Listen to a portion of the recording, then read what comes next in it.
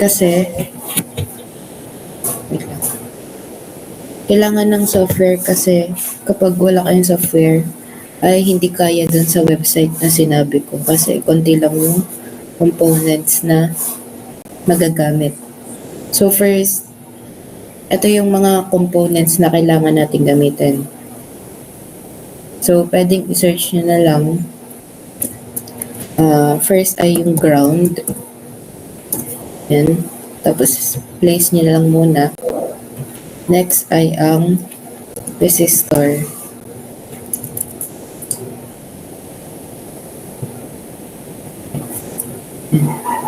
Resistor.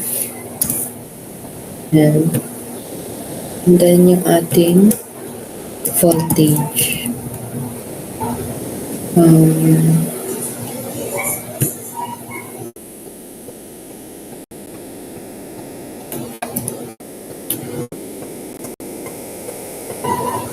Wait lang.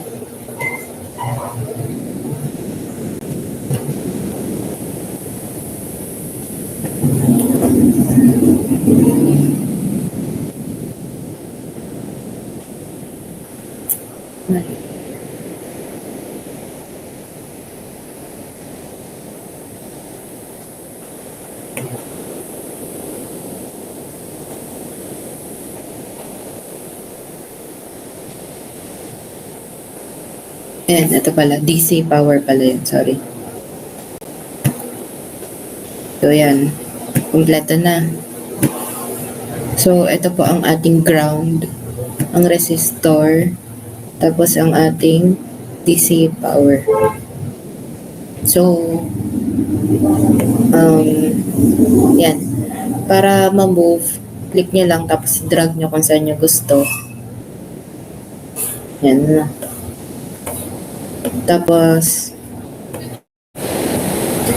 hindi ko ituturo sa inyo kasing itsura nung project natin. Kasi madali lang naman siya gawin.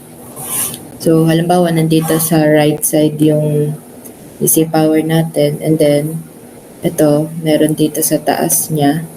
And then, pwede na nating i-copy lang to din. Resistor.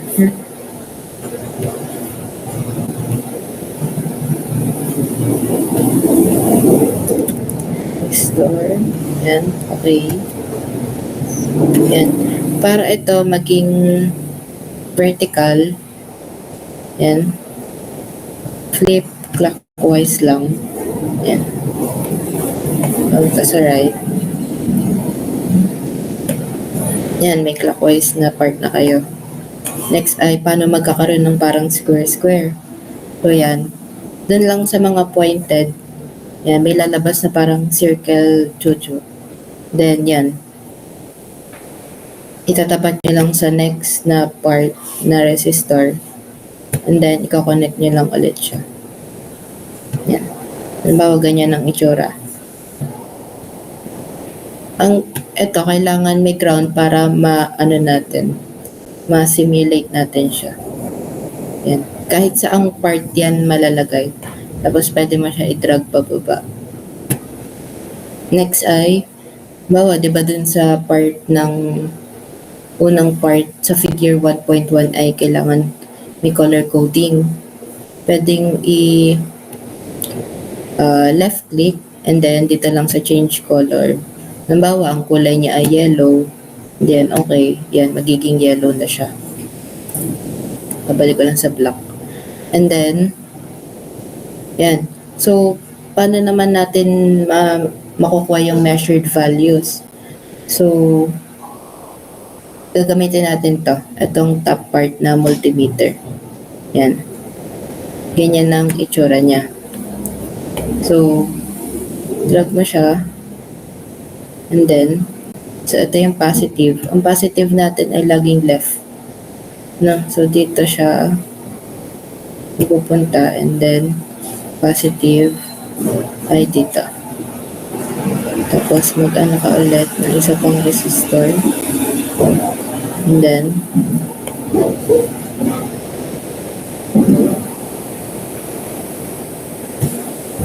dito. Then,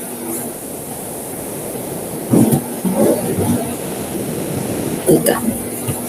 Yan. So, para makuha mo yung resistor, double click mo lang siya. And then, punta ka sa A. And then, itong flat na to. Yan. Move mo lang to.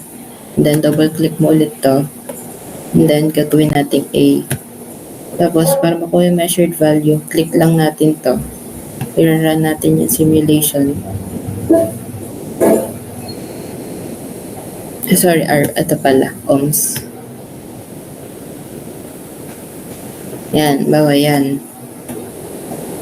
Yan yung pagkuha ng resistor. And then,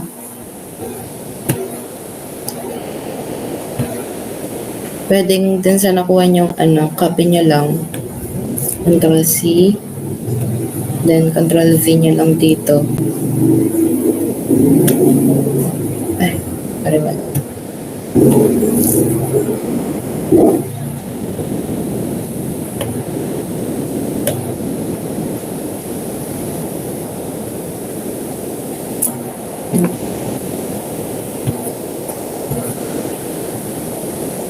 Tayo mag-copy.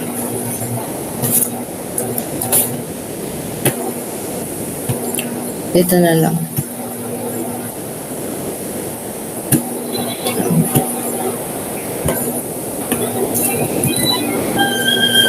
Copy. Yan. Paste.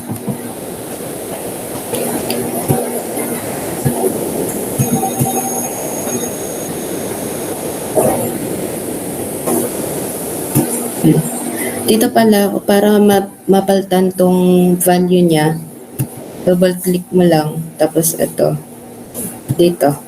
Bawa ay kailangan dun katulad sa project natin na 2.2. Enter mo lang, ayan, napapalitan na siya. And then, okay na, nakuha na natin tong resistance. Pwede mo tong i-delete. Delete. And then, para makuha naman ang voltage ay ito, then ito, double click mo ulit yan, V naman, and then run. Yan.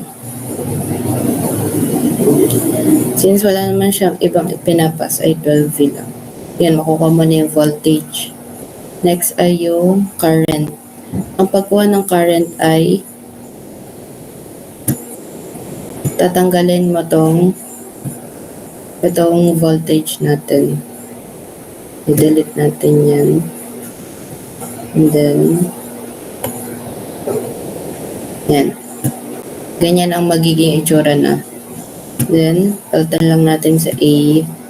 And then, run nyo ulit. Yan. Ganun lang.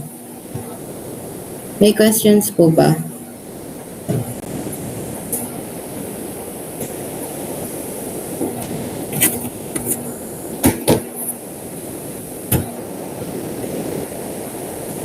Meron pong may question.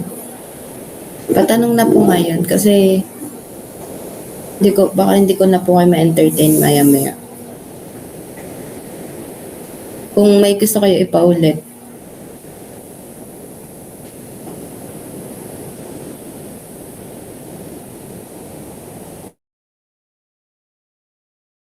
Kahit dito po sa comments. Wala na po. Sure po kayo.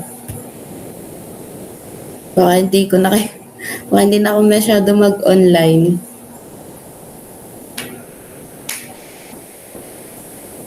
Okay na?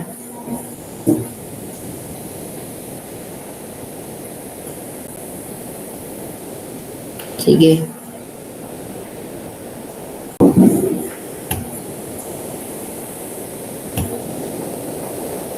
Yun lang. Sana po nakatulong na.